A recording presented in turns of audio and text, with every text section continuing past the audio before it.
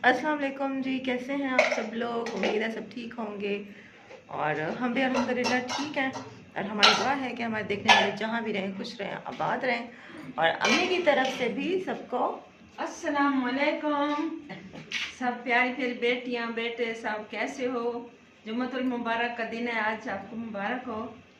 और मेहमान आए बैठे हैं, चाय बना रहे हैं। अभी आपके साथ खाना भी बना के दिखाते हैं क्या है, कौन आया बैठा है ये भी बताते हैं। हाँ जी, तो जुड़े रहना हमारे साथ। ये देखें अम्मी ने चूल्हा जो है ना ऊपर रखा हुआ है। ये देखें नीचे ये रखा हुआ ऊपर, क्या नीचे वो दूसरा चूल्हा रखा हुआ है। तो अम्मी ने चाय बना रहे हैं। अम्मी चाय बना रही हैं, फिर उसके बाद मैं सालन बनाऊंगी। तो आप लोग जुड़े रहिए हमारे साथ और फिर आपको दिखाते हैं कि मेहमान कौन आए हुए हैं। बाकी ये कि वीडियो प्लीज़ पूरी देखिएगा। बार बार मैं ये रिक्वेस्ट करती हूँ कि प्लीज़ वीडियो को पूरा देखा करें, क्योंकि इससे हमें जो है ना थोड़ा फ़ायदा हो जाएगा। तो अगर आप हमसे प्यार करते हैं, अगर आपको हमारा एहसास है, आपको हमारा ख्याल है, तो अगर आप चाहते हैं कि आपकी वजह से हमें खुशी मिले, तो प्लीज़ हमारी वीडियो को जो है ना वो पूरा देखें प्लीज़। तो जुड़े रहिए हमारे साथ। खाने में पका रहे हैं आलू गोश्त। सब्ज़ी यहाँ पे सारी जो हमने काट ली है और अब यहाँ पे ना ये अदरक लहसुन पीस लेती हूँ।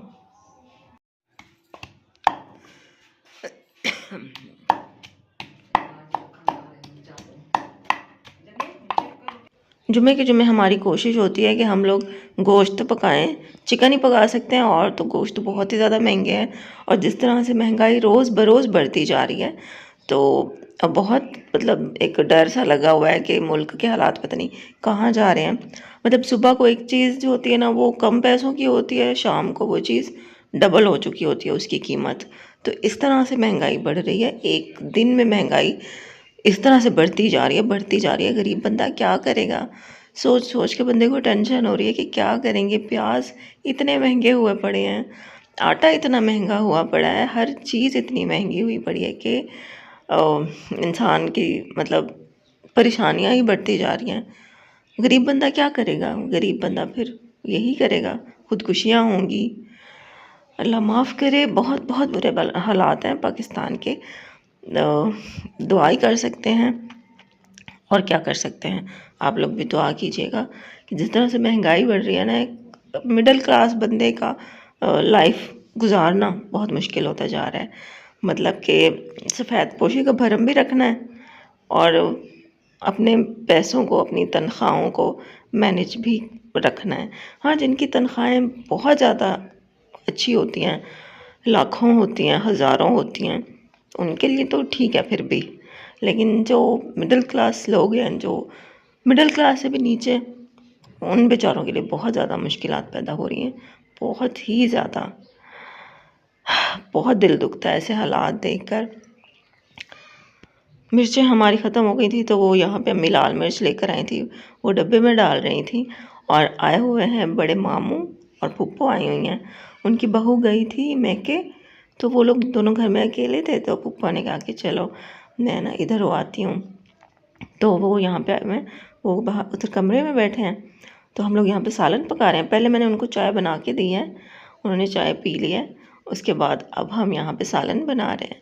मामू चले गए हैं अपनी दुकान पे और फूफो बैठी हैं अंदर अब्दुल्लाहत के साथ। यहाँ पे नमक, मिर्च, हल्दी, सूखा धनिया का पाउडर सारा कुछ डाल दिया है, टमाटर डाल दिए हैं। अब ये टमाटर जो है ना वो हमारे घुल जाएंगे ना, तो फिर हम मसाला जब बिल्कुल अच्छी तरह से मैश हो जाएगा, फिर हम इसमें चिकन डाल देंगे, उसको भूनेंगे। और आलू भी डाल रहे हैं, तो थोड़ा चिकन भूनने के बाद में आलू डालेंगे। और आज शोरबे वाला ही सालन बनाएंगे क्योंकि मेहमान भी आए हुए हैं। और फुप्पो लोग जो है ना उनको इस तरह से शोरबा अच्छा लगता है, तो शोरबे वाला पकाएंगे ताकि पूरा भी हो जाए और ये है कि उनको अच्छा भी लगता है। जब तक सालन हमारा बन रहा है तो अम्मी ने उधर से आटा गूंद लिया है और सुबह सुबह के लिए भी आटा गूंद दिया है, क्योंकि सुबह फिर अब्दुल्लाहत के लिए नाश्ता बनाना होता है ना, तो सुबह उठते हैं चलो ये है कि आटा गूंदा रखा होता है तो आसानी हो जाती है। तो रात को ही आटा अम्मी गूंद के रख देती है। आटा तो हमेशा अम्मी गूंदती हैं, हमेशा। मैंने पता नहीं शायद ज़िंदगी में कोई एक दो बार ही गूंदा होगा। नहीं मतलब जब अम्मी की आँखों का ऑपरेशन हुआ था तो तब भी मैंने नहीं गूंदा था। तब ये है कि कुछ टाइम फिर हम लोग जो है ना मामू के घर चले गए थे ना, वहीं पे रहे थे जब अम्मी की तबीयत बेहतर हो गई। फिर ये है कि तब किचन भी नहीं था ना, बड़े मसले मसाइल थे तब तो खैर। तो फिर इस तरह ये कि जब हम लोग घर वापस आए तो मैंने बहुत थोड़े अरसे के लिए ये है कि खुद थोड़े बहुत काम किए थे। उसके बाद फिर किचन बनवा लिया था। जब हमारा किचन नहीं था ना, तो अम्मी जो है ना कहीं जाती थी, अगर मतलब किसी जगह अम्मी को अकेले जाना पड़ जाता था, जैसे कि फूफो के घर, किसी के घर कोई ऐसा मौका आ जाता था, अम्मी को जाना पड़ जाता था, तो यकीन करें पीछे जो है ना अम्मी रोटी मेरे लिए पका के रख जाती थी, ताकि मुझे अगर भूख लगे तो मैं खा लूँ। और कभी कभी ऐसा भी होता था कि रोटी नहीं पड़ी होती थी, अम्मी कहती थी मैं जल्दी आ जाऊँगी, लेकिन अम्मी को लेट हो जाता था और मैं नहीं पका सकती थी, अपने लिए खाना भी नहीं पका सकती थी मैं, या क्योंकि यार कोई सेटिंग ही नहीं थी, मतलब नीचे बैठ के रोटी पकानी होती थी। और ये कि मैं व्हीलचेयर से नीचे नहीं बैठ सकती, मैं ज़मीन पे बैठती हूँ ना, तो मेरा मतलब व्हीलचेयर से नीचे उतरना बहुत मुश्किल है, चोट लग जाती है, मैं गिर जाऊँगी, नहीं है मेरे में इतनी ताकत। हाँ, जब मैं पहले थी ना, मतलब जब मैं बहुत यंग थी, जैसे बंदा 16 साल से लेकर 25 साल तक होता है बंदा,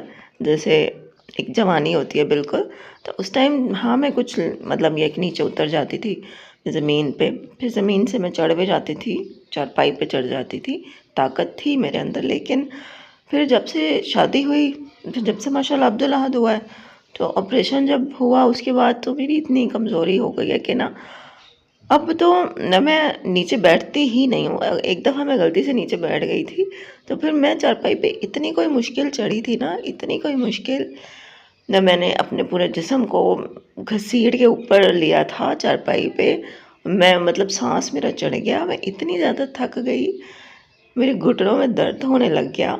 तो उस दिन के बाद मैंने कहा नहीं, बस आज के बाद मैंने कभी भी ज़मीन पे उतरना ही नहीं है। तो ज़ाहिर है उम्र के साथ साथ बंदे में ताकत ख़त्म होती जाती है, तो अब मैं नीचे नहीं उतर सकती थी, तो मैं बैठी रहती थी। जब अम्मी आती थी, अम्मी कुछ ना कुछ लेकर आती थी, पका हुआ कुछ ले आती थी, तो हम लोग मैं मतलब खाती थी, अम्मी तो खा के आती थी, तो वो वक्त भी मैंने देखा है। लेकिन अब तो अल्हम्दुलिल्लाह किचन जब से बनवाया है ना, तो बहुत बहुत मुझे आसानी हो गई है अल्हम्दुलिल्लाह। अब ये है कि मैं खुद पका लेती हूँ, खुद बर्तन धो लेती हूँ अल्हम्दुलिल्लाह। अभी तो खैर माशाल्लाह बहुत एक सहूलियात जैसे होती है ना, मेरे लिए बहुत ज़्यादा सहूलियात हो गई हैं। पहले जब मैं इन सब सहूलियात के बगैर रहती थी ना, बहुत मुश्किल ज़िंदगी गुजारी है मैंने। लेकिन ये है कि तब माशाल्लाह अम्मी सेहतमंद थी, अम्मी सारे घर के काम करती थी माशाल्लाह माशाल्लाह। और अम्मी मेरा हर काम मतलब ऐसे मुझे मिला हुआ मतलब किया हुआ मिलता था, तो मुझे पता ही नहीं चलता था कि मैं कुछ नहीं करती। मतलब अम्मी मुझे ना इतना कंफर्ट रखती थी। लेकिन चलें खैर, बस अम्मी अभी भी मेरा बहुत ज़्यादा साथ देती हैं माशाल्लाह। अम्मी के लिए आप लोग दुआ कीजिए कि अम्मी ऐसे ही सेहतमंद रहें, ऐसे ही मेरे साथ रहें। बहुत बहुत बड़ा सहारा है मेरा, मेरी ज़िंदगी का एक मतलब क्या कहूँ कि सबसे बड़ा सहारा है मेरा मेरी अम्मी ही मेरा सब कुछ है। मेरा मैका, मेरा ससुराल, मेरा बहन भाई, मेरी सहेली, सब कुछ अम्मी है। मेरे बाहर के दोस्त बहुत कम हैं, है ही नहीं तकरीबन। ये नबिया अपनी जर्सी स्वेटर लेके आई है, वो दिखा रही है। और ये ज़हरा का तो कलर बहुत प्यारा है। मुंह तो छुपा रही है, दिखा कैसी लग रही है, इधर दिखा, पूछ कैसी लग रही है। मुझे शर्म आती है। ये तो बता, अच्छी लगी है, अच्छी लग रही है। हाँ बोलो, बताना फिर कैसी लग रही हो। हमारी जर्सी आपको कैसी लगी है कमेंट में बताएं। अच्छा जी, ज्यादा किसकी अच्छी लगी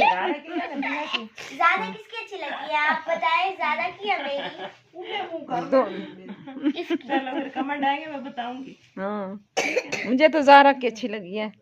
उसके बाद चाय बनाई है, तो यहाँ पे सब बैठ के चाय पी रहे हैं, और चाय वैसे शुमाइला ने आकर बनाई थी। तो ये था हमारा आज का व्लॉग। आज आप लोगों से कुछ बातें शेयर की है, कुछ पुरानी बातें, कुछ दिल की बातें।